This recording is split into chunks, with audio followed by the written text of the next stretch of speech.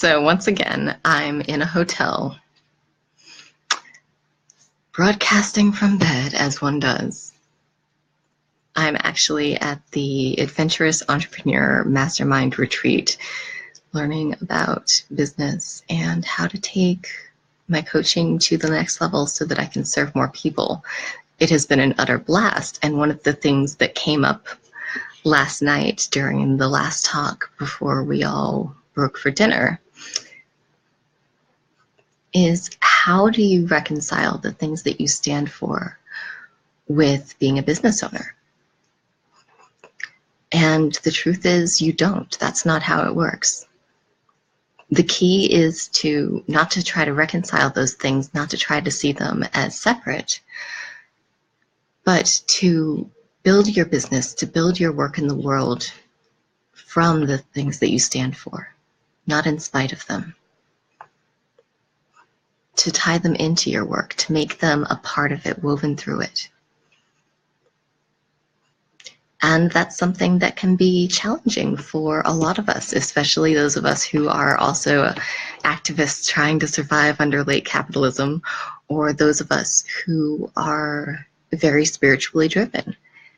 There is a lot of, I'm just going to go ahead and name it, Gnostic bullshit in our culture about the idea that money and spirituality should be separate, about the idea that anything of the earth, of the body, is dirty, is lesser.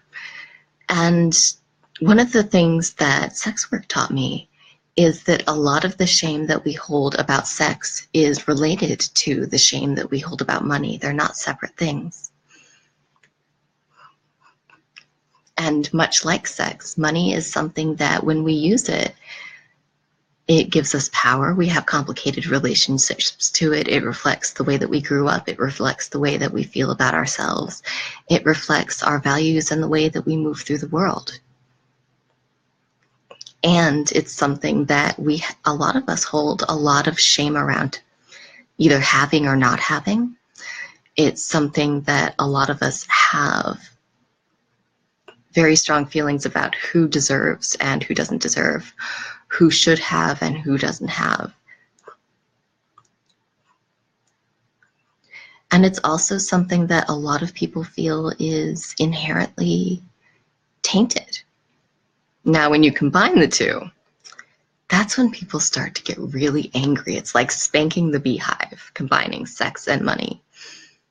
And so what I learned from that particular path is that, much like sex, money is something that, when accepted in a way that furthers your mission, in a way that doesn't take from you essentially,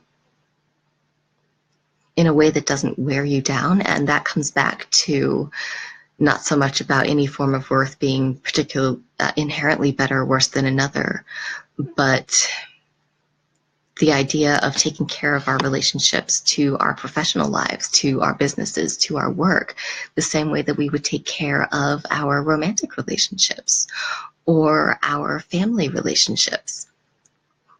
There's this idea that work is separate, that work is something either to be endured or to build the whole of your life around. And personally, I chose the latter path, but that's because that's something that has drawn me since I was a child, something that I knew was a very important part of me expressing myself in the world. And so for me, being a business owner was expressing a core part of my authentic self, and reconciling that with being an activist meant finding ways to work in the world that furthered my values, that furthered my goals. And one of the things that we talked about last night was just how deep that can go. In my case, some of my core values are living in integrity, trying to be kind and compassionate to those around you, while also holding them and holding ourselves to our best selves. The idea that each and every one of us has the power and the ability to level ourselves up to whatever extent we can at that time in our lives. And that each of us has the responsibility to not only others, but to ourselves to do that. That each of us is responsible for continually upgrading ourselves. None of us is ever going to be perfect. None of us is ever going to be quote unquote finished. But each and every one of us can be a little bit better day by day. And one of the gifts of this work is getting to help people pursue those goals, getting to help people get from, I want to have a better life, I want to have stronger relationships, I want to be more deeply connected to my sexuality, I want to express myself more fully in the world, taking them from that desire to the action of being able to be more deeply present in their relationships, of being able to express their sexuality more fully, of being able to experience resilience in their hearts, whether they're getting ready to invite new relationships into their lives, or whether they're looking to experience that resilience, renewal, and growth in the relationships that they already have. Another of the gifts of this work is helping people move through trauma. And that's something that especially marginalized communities experience at much higher rates. And so for me, part of serving my communities is being able to offer this work. And for me personally, part of serving my communities also has meant maintaining sliding scale spots. And to keep this work sustainable, that means that they can't all be sliding scale. But what I've seen consistently is that my clients who don't need the sliding scale are open and unashamed about that fact. And they feel good knowing that by doing what they can, it means that other people can access the work who otherwise might not be able to. And that's really powerful. And that is one of the places where money starts to really align with my core values, where business starts to really align with my core values, because generosity to me is a core value. And money is a resource, just like food is a resource, just like shelter is a resource. It's a meta resource, and that with it we can get other resources like time. But we value time in ways that we don't value money. We have shame around money in ways that we don't have shame around time. But when we have access to those resources, we get to help the people around us have more resources.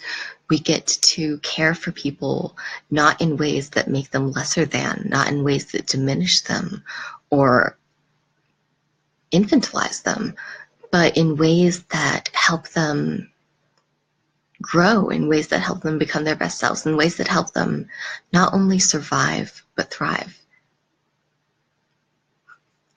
And this is where I distinguish generosity from doing basic level maintenance. Basic level maintenance is important. We all need it. That's baseline. Every single one of us needs to do basic level maintenance. And when you're able to go beyond basic level maintenance in any area of your life, what that does is that takes your mind and your heart out of survival mode. And there are these ideas that float around sometimes in the coaching community that people who are in survival mode, should be focusing on Maslow's hierarchy of needs, should be focusing on the immediate, on food, on shelter. And personally, when I was in survival mode, when I was struggling, needing shelter, needing food, needing to be able to keep the lights on and my cats fed and myself fed, every single one of us needs something to keep going. And for me, the very, very bottom of my pyramid wasn't food, it wasn't shelter, it was hope. It was hope for self-improvement. It was dreams. And when we make access to dreams something that is not reserved for those who can treat dreams as a luxury. I don't believe that fulfilling our dreams should be a luxury. I don't think that fulfilling our dreams can be a luxury in a sustainable society. I think that it is absolutely crucial to make sure that those on the margins, to make sure that those who are focusing on the here and now, on getting through each day, know that they're not just surviving hand to mouth, know that they are and that they can also help themselves recover more deeply from not only past but also ongoing trauma, that they can nourish their hearts, their relationships around them, so that the people around them who are also, whether they're in a place of struggle or whether they're in a place of relative comfort and are able to give back, so that those relationships can be healthier. Healthy relationships aren't a luxury, they are a necessity for us to thrive as humans.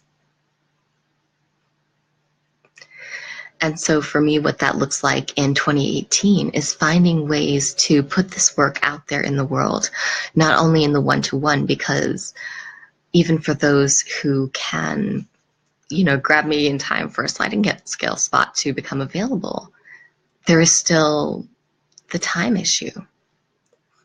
And when people are working multiple jobs just to survive, or are dealing with disability, and even Skype may not be accessible to them,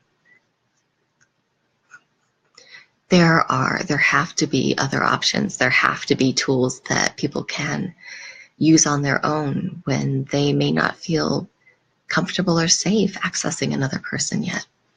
And so one of the things that I'm going to be doing in 2018, one of the things that I'm going to be doing in 2017, starting this week, starting right now, is putting more out there, more words, more videos, more audio, so that people have more resources, so that people have more inspiration,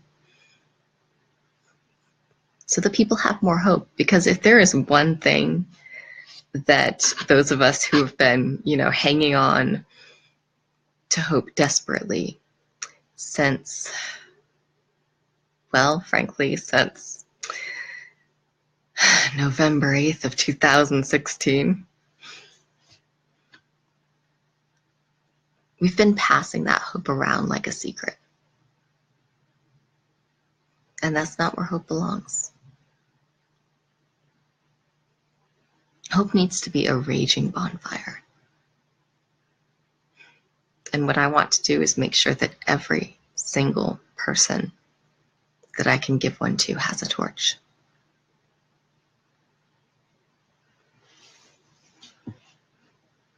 Now I've got to get back to this training and get some breakfast, get some coffee.